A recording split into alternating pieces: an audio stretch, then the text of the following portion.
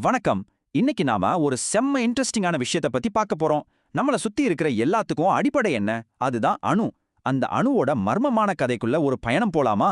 இது ஒரு வரலாற்று துப்பறியும் கதை மாதிரி இருக்க போது. வாங்க ஆரம்பிக்கலாம். சரி, நம்ம கதைய ஒரு ரொம்ப சிம்பிளான ஆனா ரொம்ப ஆழமான கேள்வியிலிருந்து ஆரம்பிக்கலாம். எல்லாம் எதால ஆனது? யோசிச்சு பாருங்களேன். இந்த ஒரு கேள்விதான் ஆயிரக்கணக்கான வருஷமா மனுஷங்களை யோசிக்க வச்சிருக்கு. நம்மளோட இந்த அறிவியல் துப்பறியும் கதைக்கு இதுதான் அடித்தளமே. இந்த டைம்லைனை கொஞ்சம் பாருங்களேன். இதுல ஒரு ஆச்சரியமான விஷயம் இருக்கு. கிட்டத்தட்ட 400 கிமுல டெமோக்ரட்டஸ்னு ஒரு கிரேக்க தத்துவ ஞானி அடோமோஸ்னு ஒரு ஐடியா சொல்றாரு. அதாவது எதையும் உடைக்க முடியாத ஒரு சின்ன துகள் இருக்குன்னு சொல்றாரு. ஆனா என்னாச்சு தெரியுமா? மத்த பெரிய தத்துவ ஞானிங்க இதை ஏத்துக்கல. அதனால அந்த ஐடியா அப்படியே மறக்கப்பட்டு 2000 வருஷத்துக்கும் மேல தூங்கிட்டு இருந்திருக்கு. அப்பப்பா. அப்புறமா 1808ல ஜான் டால்டன் தான் அது திரும்பவும் தூசி தட்டி எடுத்து ஒரு பெரிய அறிவியல் புரட்சிக்கே வித்திட்டாரு. சரி, இப்ப நாம அணுவோட முதல் சயின்டிபிக் மாடலை பார்க்கலாம். இதுதான் வெறும் கற்பனையா இருந்த அணுவை முதல் முறையா வேதியியல் உலகத்துக்குள்ள கொண்டு வந்துச்சு. டால்டனோட ஐடியா உண்மையிலேயே ஒரு புரட்சி தான். அவர் என்ன சொன்னார்னா, எல்லா பொருளுமே சின்ன சின்ன திடமான உடைக்கவே முடியாத உருண்டைகளால ஆனதுன்னு சொன்னாரு. அதனால தான் இத பில்லியர்ட் பந்து மாடல்னு சொல்றாங்க. ஒரு பில்லியர்ட் பந்து மாதிரி ஸ்ட்ராங்கா உள்ள ஒண்ணுமே இல்லாம இருக்கிற ஒரு உருண்டை. இதுதான் அணுங்கிற தத்துவத்தை அறிவியலோட முதல் படிக்கு கொண்டு வந்து நிறுத்துச்சு. டால்டனோட தியரிக்கு சில முக்கியமான விதிகள் இருந்துச்சு. உதாரணத்துக்கு, ஒரு தனிமத்தோட எல்லா அணுக்களும் ஒரே மாதிரி இருக்கும். அப்புறம் அணுக்களை உருவாக்கவோ அழிக்கவோ முடியாதுன்னு சொன்னாரு. இந்த விதிகள்லாம் வேதியியலுக்கு ஒரு சூப்பரான அடித்தளத்தை போட்டுச்சு. ஆனா கதை இங்க முடியல. இந்த அடித்தளமே சீக்கிரத்துல ஆட்டம் காண போகுது. இப்போதான் நம்ம கதையில முதல் பெரிய ட்விஸ்ட் வருது. நாம அணுவை உடைக்கவே முடியாதுன்னு நினைச்சிட்டு இருந்தோம் இல்லையா? ஆனா அந்த அணுவே இன்னும் சின்ன சின்ன துண்டுகளால ஆனதுன்னு கண்டுபிடிச்சாங்க. வருஷம் 1897. ஜே தாம்சன் ஒரு விஞ்ஞானி வெற்றிட கண்ணாடி டியூப் வழியா கரண்ட்டை பாஸ் பண்ணி சில சோதனைகள் செஞ்சிட்டு இருக்காரு. அப்போ ஒரு மர்மமான பச்சை நிற ஒளி வருது. அதான் கேத்தோடு கதிர்கள். அந்த ஒளிக்குள்ளதான் அணுவை பத்தின நம்ம புரிதலையே தலைகீழா மாத்த போற ஒரு பெரிய ரகசியம் ஒளிஞ்சிருந்தது. இங்கதான் முறையா ஒரு பெரிய குழப்பம் வருது. ஒரு பக்கம் டால்டன் சொன்ன உடைக்க முடியாத அணு, இன்னொரு பக்கம் தாம்சன் கண்டுபிடிச்ச மாதிரி அணுவுக்குள்ள நெகட்டிவ் சார்ஜ் உள்ள எலக்ட்ரான்கள் இருக்கு. இது ஒரு பெரிய கேள்வி எழுப்புச்சு. சரி, அணுவுல நெகட்டிவ் சார்ஜ் இருக்குன்னா அதை பேலன்ஸ் பண்றதுக்கு பாசிட்டிவ் சார்ஜ் எங்க இருக்கு? அந்த கேள்விக்கு ஒரு தற்காலிகமான பதிலா வந்ததுதான் இந்த ப்ளம் புட்டிங் மாடல். அதாவது அணுங்கிறது ஒரு பாசிட்டிவ் சார்ஜ் பரவி இருக்கிற ஒரு கேக் மாதிரி, அதுல எலக்ட்ரான்கள் அங்கங்க திராட்சை பழம் மாதிரி பதிஞ்சிருக்குன்னு ஒரு கற்பனை. இதுதான் அந்த புதிருக்கு அவங்க கண்டுபிடிச்ச முதல் பதில். சரி, இப்ப நம்ம அணு வரலாற்றிலேயே ரொம்ப ரொம்ப முக்கியமான ஒரு சோதனைக்குள்ள போக போறோம். இந்த ஒரு சோதனை நாம இதுவரைக்கும் பார்த்த எல்லா மாடலையும் தூக்கி போட்டு உடைக்க போகுது. ரூதர்ஃபோர்டோட சோதனை செட்டப் ரொம்ப சிம்பிள், ஆனா ரொம்ப புத்திசாலித்தனமானது.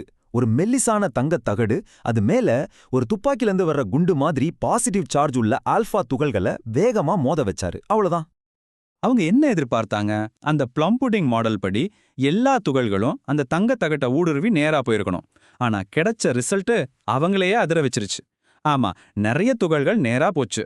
ஆனா சிலது பக்கவாட்டுல விலகி போச்சு. ரொம்ப ரொம்ப சிலது போன வேகத்துல அப்படியே திரும்பி வந்துருச்சு. ரூதர்ஃபோர்ட் சொன்ன மாதிரி இது ஒரு டிஷ்யூ பேப்பர் மேல பிறங்கி குண்டால சுட்டா அது நம்ம மேலேயே திரும்பி வர மாதிரி இருந்துச்சு. சும்மா இல்ல, கிட்டத்தட்ட 8000 துகள்ல ஒன்றுதான் இப்படி திரும்பி வந்துச்சு. இது ரொம்ப அரிதான ஒரு நிகழ்வு தான். ஆனா அதுக்குள்ள ஒரு பெரிய ரகசியம் அடங்கி இருந்துச்சு. ஒரு பாசிட்டிவ் ஆல்ஃபா துகளை இப்படி போன வேகத்துல திருப்பி அனுப்புற அளவுக்கு அப்படி என்ன ஒரு சக்தி வாய்ந்த அடர்த்தியான விஷயம் அணுவுக்குள்ள ஒளிஞ்சிருக்க முடியும்? அந்த கேள்விக்கான பதில்தான் அணுக்கரு. இந்த ஒரே ஒரு சோதனை என்ன ஒரு உண்மையை வெளிப்படுத்துச்சுன்னா, அணுவோட மொத்த பாசிட்டிவ் சார்ஜும் நிறையும் அதோட மையத்துல இருக்கிற ஒரு குட்டி ஆனா பயங்கர அடர்த்தியான புள்ளியில தான் இருக்கு.